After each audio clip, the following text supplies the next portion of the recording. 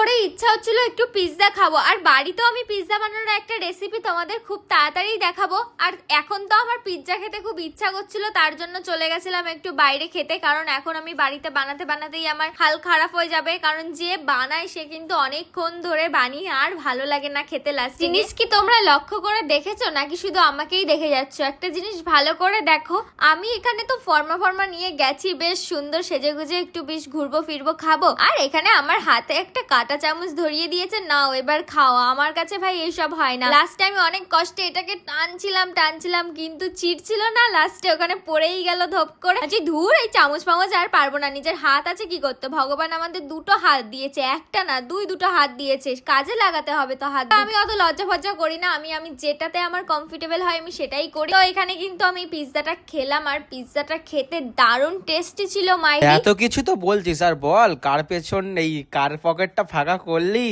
আমার পকেটটা ফাঁকা করে দেখো, এত বড় পিৎজাটা ওই খেয়েছে, আমি শুধু এই একটু ক্যামেরার জন্য খেয়েছিলাম। পুরোটাও খাচ্ছে, দেখো কিরম খাবে। এই মেয়ে যা খাওয়া শুরু করেছে, আমি এবার দুদিনে এমনি ভিখারি হয়ে যাবো। দেখো এবার থাম, আমাকে সত্যিটা বলতে দে, ব্যাপারটা কি হয়েছিল।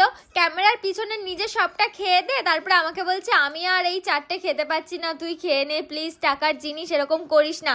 আর আমি ওর টাকাটা বাঁচিয়ে দিলাম, উল্টে টাকার জিনিস নষ্ট হবে আর ও আমাকেই বলে। কারোর ভালো করতে নেই। তো যাই হোক, চলো আজকের জন্য টাটা।